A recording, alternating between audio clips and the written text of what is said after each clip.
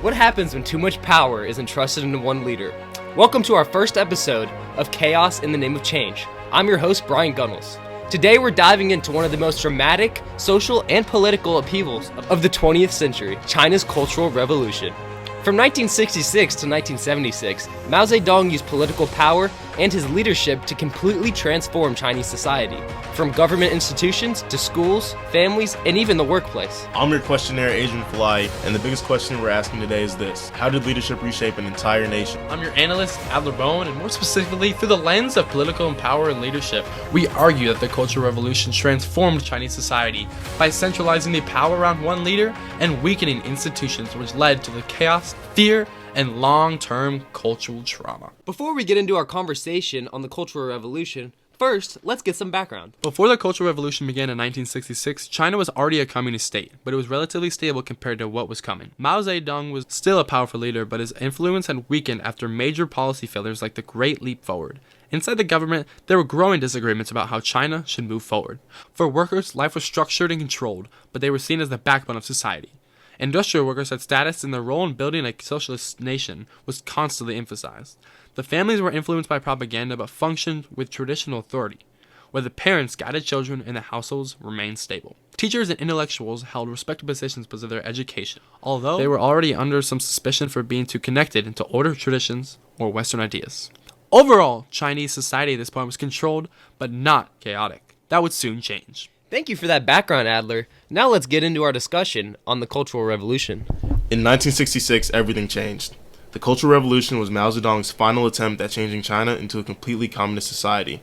Political power shifted from the normal Chinese Communist Party structure to direct control centered on Mao Zedong. Traditional institutions like schools, ministries, and local governments were weakened or bypassed because all the authority was in the hands of Mao Zedong. So now take a look on screen, or for our audio listeners only, we have a real piece of propaganda from Mao Zedong's reign. It features a little kid no older than 5 or 6 years old sitting in class in full military uniform.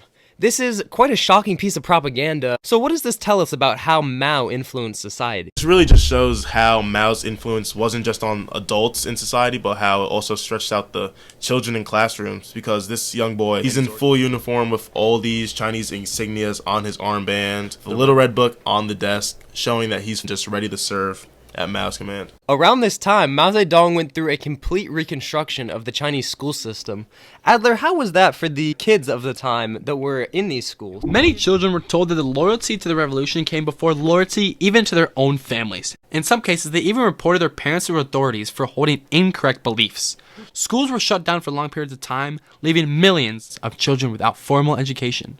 Instead of classrooms, many of them were sent into the streets or the countryside to participate in revolutionary activities. What once had been a place of stability, the family, became another space of fear and political tension. Wow, that is really shocking, as these schools were really not as much of a place to educate the next generation of kids, but rather more akin to something like a re-education camp you'd find in Soviet Russia. So the next document we're taking a look at is a letter that Mao Zedong wrote to a bunch of his Red Guard students at Sungya University Middle School. In this letter, he gives his enthusiastic support to students' call for rebellion against those who do not agree with their cause. Adler, what is your expert analysis on this letter? This letter isn't just encouragement, it was fuel. Mao Zedong basically hands students permission to rebel during the Cultural Revolution, and the result is destructive. Many teachers were targeted, classrooms were disrupted, and education collapsed. Instead of empowering them to think, he began to steer them toward chaos and turn them against their own teachers and friends. Now, you can take a look on screen for our final piece of propaganda. For those listening on audio, this is a picture of a Chinese man in a military uniform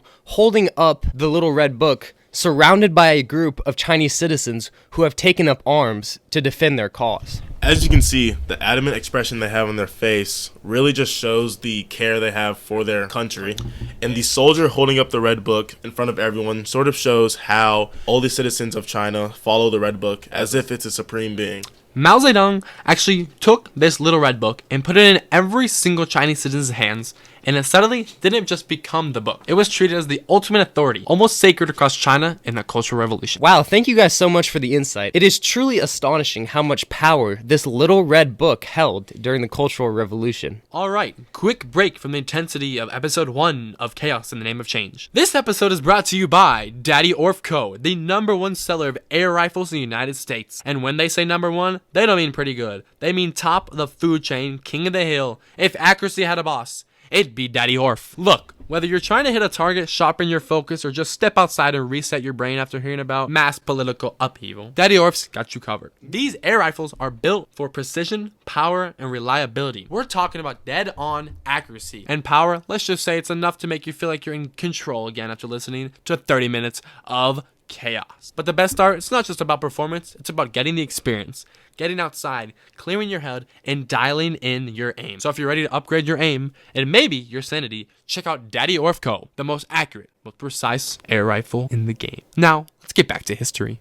Our next document we're looking at was published by the Origin Journal of the Ohio State University. This article was written 50 years after the beginning of the Cultural Revolution in 2016 and looks back on the long-term effects of the Cultural Revolution. This article mainly focuses on the Red Guard. One of the biggest tools Mao used during the Cultural Revolution, the Red Guard were units of young supporters of Mao who were tasked with enforcing policies through force and fear. They were allowed into all parts of society, and Mao shifted the power from adults to the younger generation and encouraged them to attack teachers, officials, traditions, and intellectuals. After Mao's death, new leadership came into power and completely shut down the Red Guard. All these children faced extreme punishment, such as exile and prison time. This was one of the most significant impacts of his leadership, as it led to what is often considered a lost generation. This generation was millions of young people who missed out on formal education, and that gap affected not only their own opportunities, but also those of their own children. So now let's talk a little about the long-term after effects of the Cultural Revolution. We have this article here from CNN, again written 50 years after the end of the Cultural Revolution, really taking a look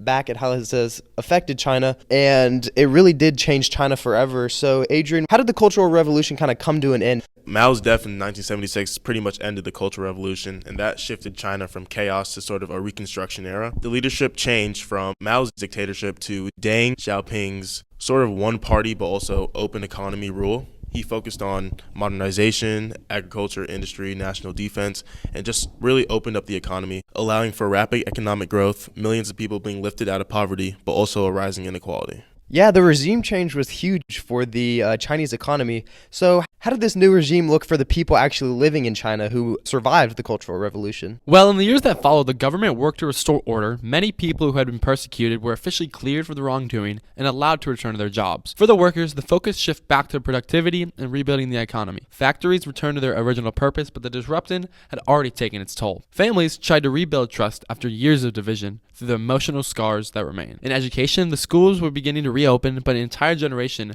had lost valuable years of their learning. The effects of the disruption would last far beyond the revolution itself. And for many of the citizens, there was a growing sense of caution. After experiencing such instability, people became less willing to engage in political movements. And now to wrap everything up, our final article is looking at how the Cultural Revolution can still be seen today in China. This article is from history.com, really dives into the leadership structure and how the people view and interact with the government today. So Adrian, what are some of these outcomes that we can still see today left over from that Cultural Revolution? Ultimately, the Cultural Revolution served as a warning of what happens when too much political power is concentrated in one leader, and that just showed that leadership can either mobilize a nation or destabilize one. After Mao's poor but also powerful leadership during the Cultural Revolution, the revolution weakened faith in the government, and what was presented as a movement for equality and progress and economic growth felt like a power struggle. This provided social divisions and personal trauma, and China was never the same. So Adler, how is this post-revolution change viewed today for China? On one hand, the Cultural Revolution is widely recognized, even officially, as a period of serious mistake marked by disruption, suffering, and instability. It's a chapter that showed how quickly a nation can turn inward on itself. But on the other hand, it's also part of the foundation for what China is today. The lessons learned from that chaos, especially the importance placed on order, unity, and control, have deeply influenced the country's modern direction. So today, China stands as both a story of transformation and a reminder of its path. The Cultural Revolution isn't just remembered for what happened, it's remembered for what came after it. All right, guys, so any final thoughts to wrap up our first episode talking about the Cultural Revolution? I really just think the Cultural Revolution showed how political power can reach beyond government and reshape everything society stands for. It changed how people worked, how families functioned, and the values on education and the view on authority. What began as an effort to strengthen the revolution ultimately disrupted an entire nation, leaving behind critical lessons about power, control, and the impact of political change under a brutal dictator. All right, on that note, thank you so much for sticking with us through the chaos. I'm Bryant. I'm Adrian. I'm Adler, and this has been Chaos in the Name of Change, presented by the best air rifles in the world, Daddy Orff Co. Catch you next time.